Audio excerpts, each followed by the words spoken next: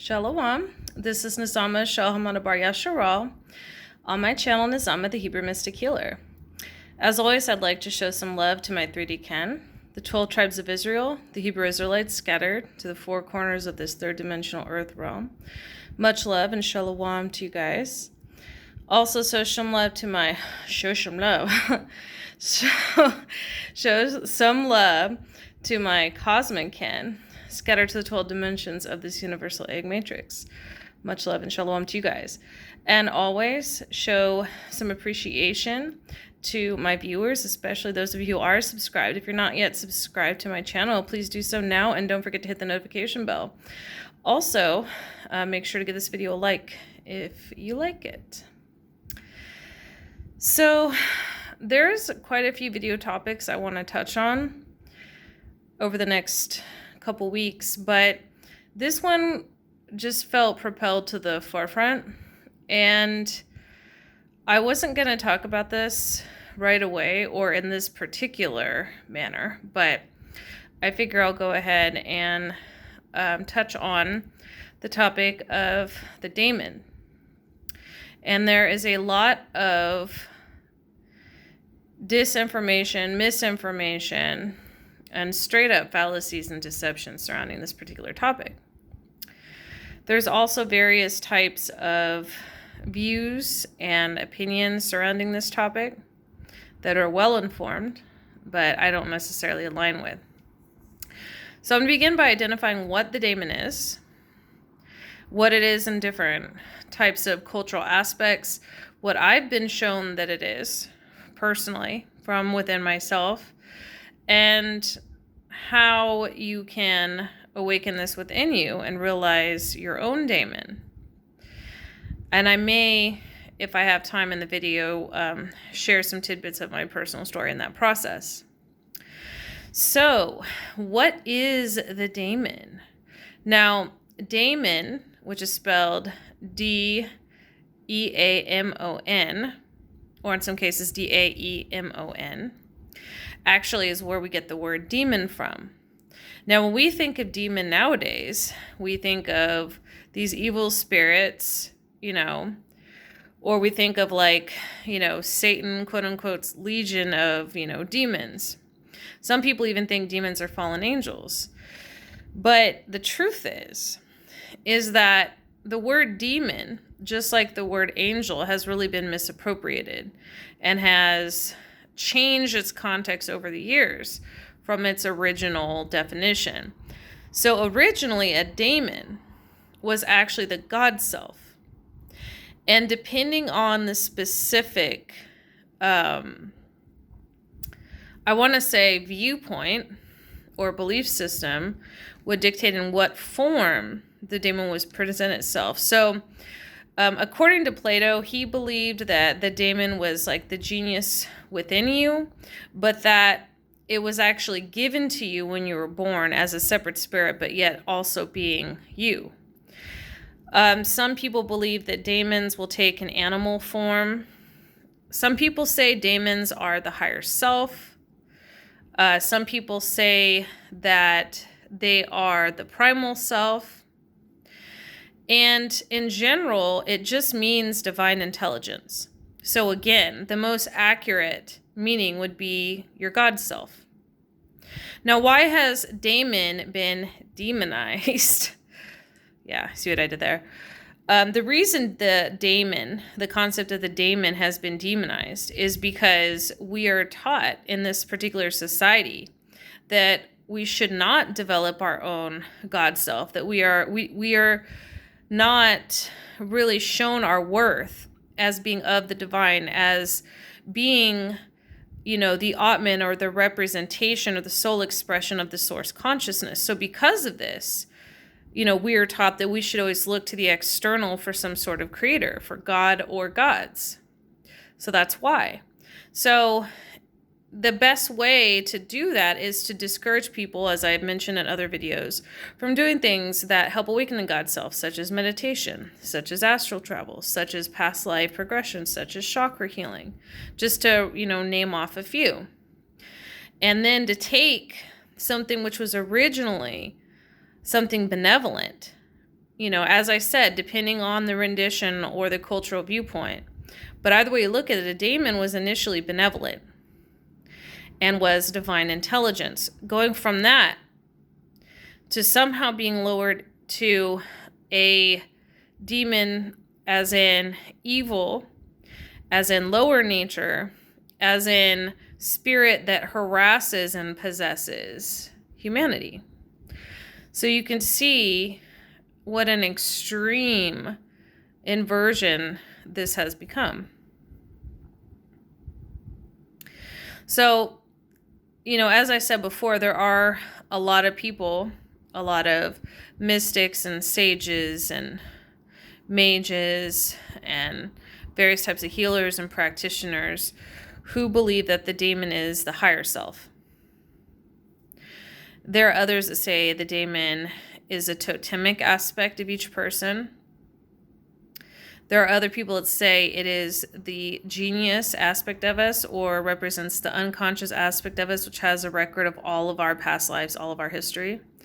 And I'm going to tell you my take on this, based on my own personal experience and actually talking with and processing and integrating my own daemon.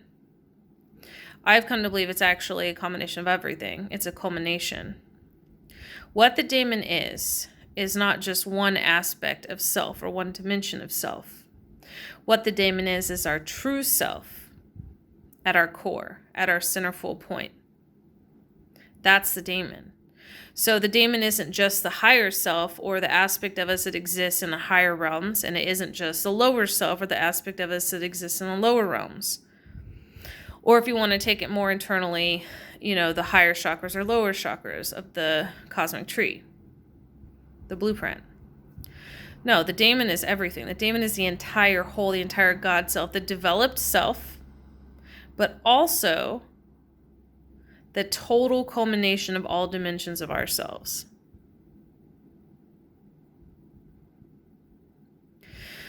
So when we contact our daemon, when we meet our daemon face to face, we are meeting our true selves face to face. Past all the narratives, surpassing all the false selves, all the layers, all the masks that we've created in order to be accepted by people, by society at large, by social groups, even our own families and friends, relationships, ourselves. So really, meeting your daemon is really also an aspect of shadow work. Because if you're not willing to face your dark side, you're not willing to meet your daemon or your God self. You can't have it both ways. You cannot, only look at the light half of yourself and expect to see your true self. It doesn't work that way. And you guys know how I feel about that anyway. I don't see the dark as something evil.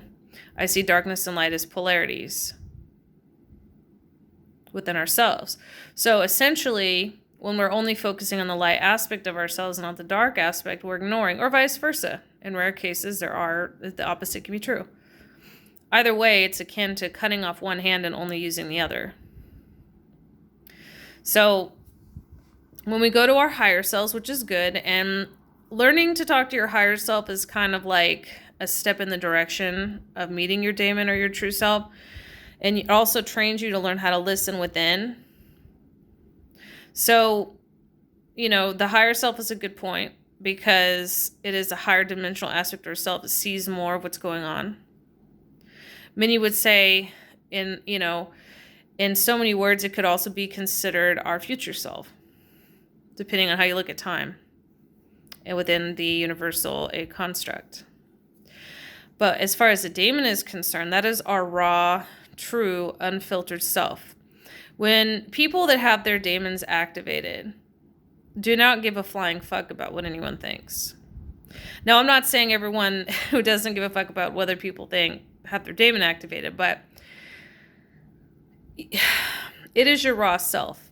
Once you start to meet and integrate the daemon, it is like all social etiquettes, all social norms, all constructs, that hold us in a certain position that really goes against our true self, the daemon will burn all that down.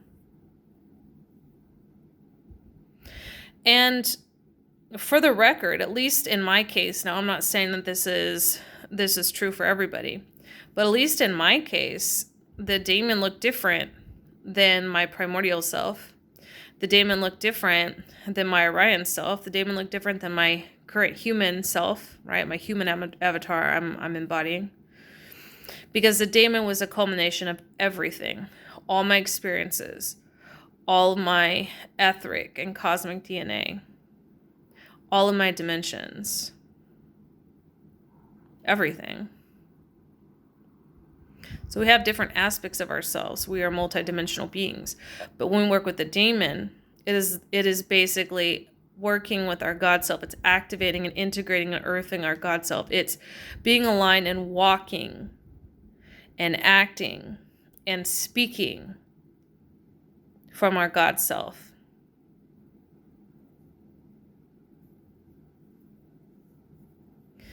So that is how I would explain what the daemon is. So how does one meet the daemon?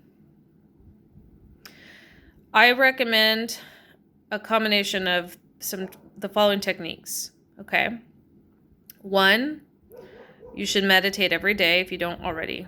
And I'm talking about empty meditation, Vipassana-like meditation. Sitting in stillness, going to the 0 point frequency field within you. At least 15 minutes every day, but preferably working up to 30 minutes to an hour a day, if you can. That'll prepare you. Shadow work. Absolutely necessary. I'm going to tell you right now, it's highly unlikely that you meet your daemon if you don't do shadow work. Because the daemon is the full you. If you're not willing to look inside the shadow, then you're not ready to meet the daemon. You're not ready to meet your full self or your God self. And, at least for me, and I've heard other stories that this is the same thing, the daemon often is in the shadow until we meet the daemon face to face and integrate the daemon. So quite often the daemon is in the shadow or also in the unconscious. So if you avoid that, you're not going to be able to activate your God self. You may have false layers of, godlike ego about yourself. You may have your higher self activated, which is great. It's great. But it's not the same thing. So yeah, shadow work would be the second thing you want to do. Chakra activation. Meeting the daemon and having your God self or your Godhead chakra activated it goes hand in hand. So along with shadow work, if you don't have that chakra activated within you, it's going to be very difficult for you to access your daemon. For some of us. Not everybody has that chakra. And I'll talk about that in a future video because I'm actually going to be on a show being interviewed in a couple weeks, and I'm going to cover all the different, major and minor chakras and how they relate to accessing our cosmic DNA, how they relate to our ascension path and all of that. So another thing that can help is, past life regression can help as well. Because the more past lives you access, especially the ones that are trauma-based or repressed in the shadow, the more you'll be ready to face the fullness of yourself, of who you really are. Shamanic journeying in that sense. So those would be the tools that I would use. So after, you meditate, you learn how to meditate. It'll make it easier for you to actually talk to your daemon, to actually, ask to talk to your daemon, ask for your daemon to come forward, essentially, because it is within you, it's part of you. It is the culmination of all of you. You down here in 3D are just one aspect of yourself. The daemon is all aspects. If you have those higher chakras activated, it'll make it a lot easier. Because that's connected to akashic record access within yourself. That's connected to being able to talk to the daemon through chakra vortexes within yourself, right? Shadow work, because if you're willing to face your darkest shit, then you'll be willing to face the fullness of who you are, which is the daemon. And just to be clear, guys, the daemon may not always look like what you anticipate. Don't come in with an expectation. I'm going to tell you that right now. And also, the daemon is always in a state of transformational fluctuation because we are changing multidimensional beings. And the daemon can present itself in a way to teach you a lesson as well. About judgments, about prejudices, about what you think you know about right and wrong, good and evil, and polarity. If you're ready for the I am that I am frequency, I mean in a real way, not in a way where, you know, namaste, love and light, I practice ego, extinguishment and all that stuff. It's good to work toward non-attachment, but it's not good when we're repressing aspects of ourselves into the shadow and have never done shadow work while we're trying to extinguish the ego. That will not work, and you will not access your daemon that way. I'll tell you that right now. What you might access is more of a delusional, godlike archetype within yourself, which is possible. And all archetypes that we carry within us, with our DNA, within our personal tree of life, has a shadow side as well.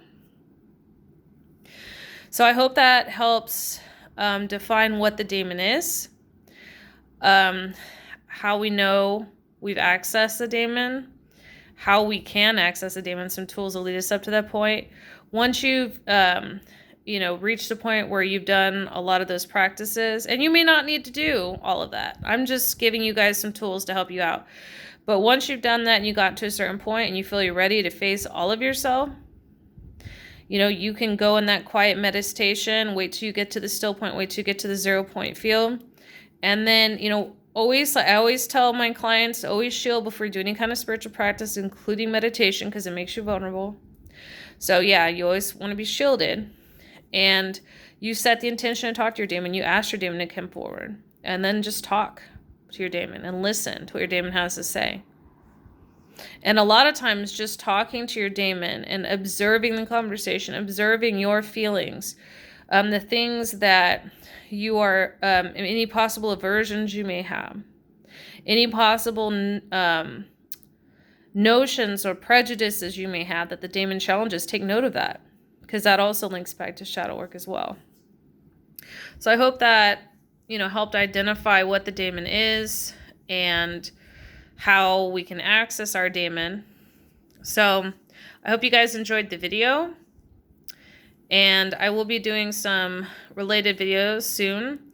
I also have a lot of videos coming up that I've got in my queue I've been working on, so definitely stay tuned, and thanks again, guys. Take care. Shalom.